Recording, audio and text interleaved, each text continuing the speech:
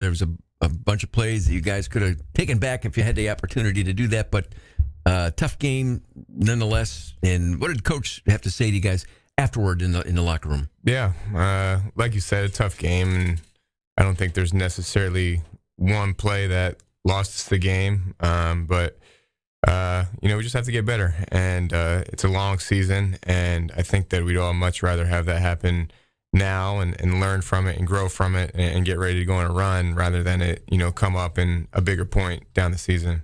And like you said, too, I mean, as fans, I think we tend to concentrate on one or two plays, the last drive, the last couple plays. And the reality, there was a whole bunch of opportunities and plays leading up to that moment that obviously could have gone better. Yeah, and I know that Coach Fran saw, he was saying that the loss was his fault, and I think the guys on the team know that we could have done a much better job of not even putting him in a situation to have to make a call on 4th and 9. There was a lot of plays in the first half that I know we wish we could have back, and and that's football though. I think that ultimately, you look back and you watch the film, there's a handful of plays that, if we did this instead of this, it's a completely different game. But like I said, you just need to learn from it and grow from it and get better. Like I said, it's a long season. We still have a lot of opportunities ahead.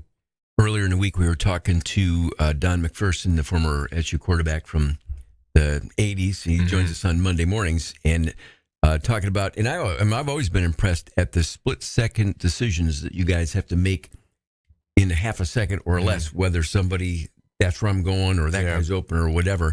And we were talking about it, and I asked Donnie, has it ever been like you're throwing a pass, and even as you're throwing it, it's almost like slow motion, I compared it to if you lock your keys in your car and as you're slamming the door closed, you know it, and you go, no, but it's too late, and it just happens, and you kind of, at the last second, maybe a guy you didn't see suddenly there. Is that kind of accurate with some of the plays? Yeah, no, 100%. I mean, on some of those, you wish you had a string on the ball to take it back.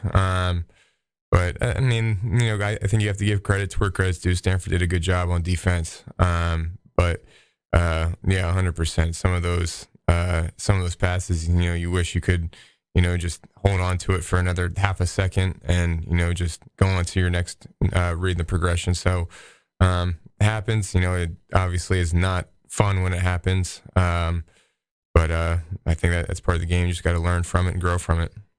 On to the next game, Holy Cross coming for a noon game. An exciting atmosphere is sold out already, and it's is it family weekend? I know it's not. Yeah. Is it the same? Is that the same thing? That used to be parents' weekend and homecoming weekend. Thing, yeah. It's just now all called family weekend. So will you have a bunch of people in town? Yeah, I got a bunch of friends and family coming up, so it'll be good. Last home game for a whole month, so have to make the most of it. Do you get hammered with ticket requests?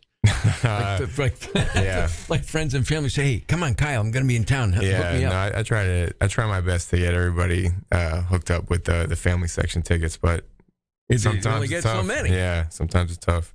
As far as the game, obviously, if anybody learns anything in college football, you can't take anybody for granted. Everybody's got players. Everybody catches a break once in a while. But having said that, when you watch Holy Cross and as you prep for them, what do you see when you watch their game film, and what do the coaches pointed out? Yeah, well coached. Obviously, not up to the start that they, I guess, would want. But they have really good players. I think one of the more successful FCS schools.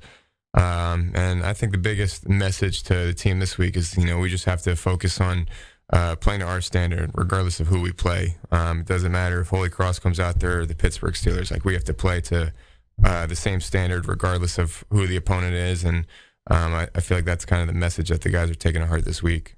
Well, go Orange, and good luck on Saturday at noon, Kyle, and always great to chat. We'll check in again next week. Yes, sir. Thank you.